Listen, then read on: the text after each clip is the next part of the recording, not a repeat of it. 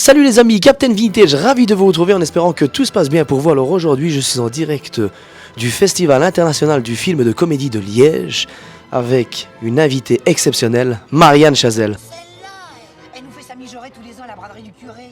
Ah, je me reste salope. Bonjour. Eh bien, sachez que je suis un grand cinéphile dans l'âme et vraiment un grand fan de pop culture. Et c'est à ce sujet justement que je me permets de vous rencontrer aujourd'hui. Allez-y, je vous écoute.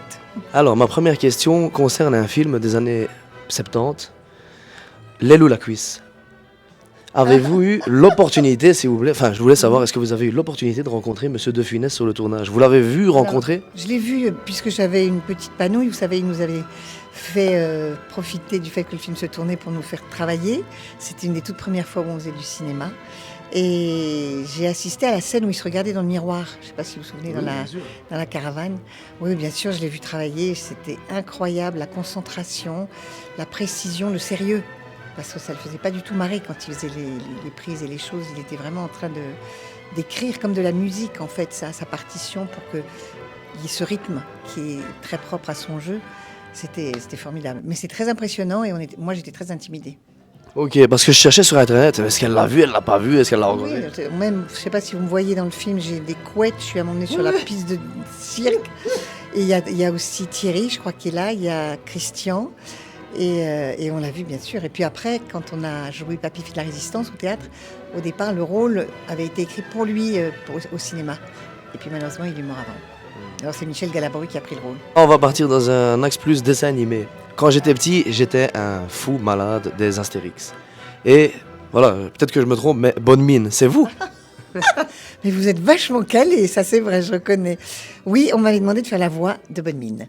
Et c'est comme ça que je me suis retrouvée à faire Bonne Mine, qui est un personnage que j'adore, qui est trop drôle. Et cochonnet.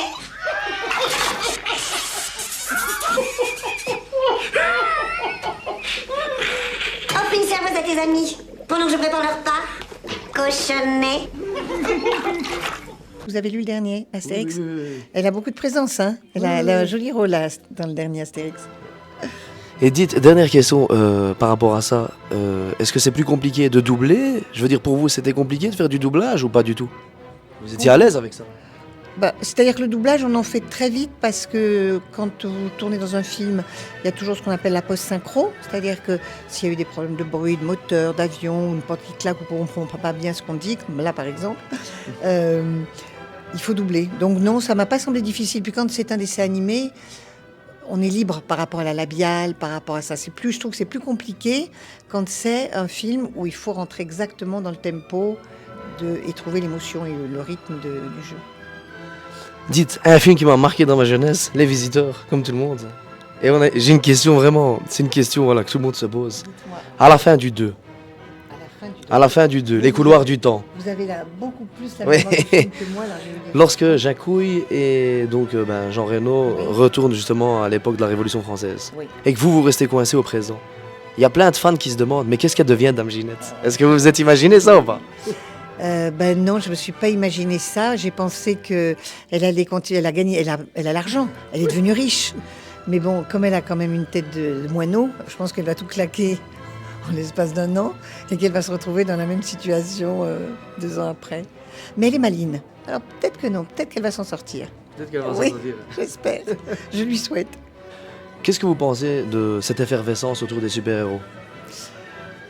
Ah, qu'est-ce que j'en pense? Moi, j'en pense que c'est beaucoup générationnel. C'est vrai que, bon, on lisait des BD de super-héros. Moi, mon frère, quand il était petit, il lisait Captain je sais pas quoi. Il y avait des super-héros. Moi, ça n'a jamais été ma culture ni mes références. Bon, je constate maintenant que les enfants, les jeunes adorent. J'en pense rien de particulier. Je vous cache pas que c'est pas forcément ma culture. Mais en même temps, ça fait des films qui sont très spectaculaires, avec des choses très drôles, avec des effets spéciaux incroyables. Et donc ça a fait bouger d'une certaine manière l'esthétique, je dirais, du cinéma. Mais c'est presque un petit peu tout le temps la même trame. On n'est pas tellement surpris parce qu'il y a toujours un type super et très musclé qui doit sauver le monde, avec soit un méchant en face, soit une belle gonzesse. Enfin, c'est un petit peu simpliste, si vous voulez. Comme, mais bon, pourquoi pas, hein, j'ai pas d'a priori. Moi, c'est pas ce que je préfère, c'est pas ce qui me plaît le plus. Ok, en tout cas, je vous remercie pour cette petite interview. Merci à vous. Merci à vous beaucoup. et courage pour la suite de votre carrière. Merci, c'est gentil. Merci, au revoir.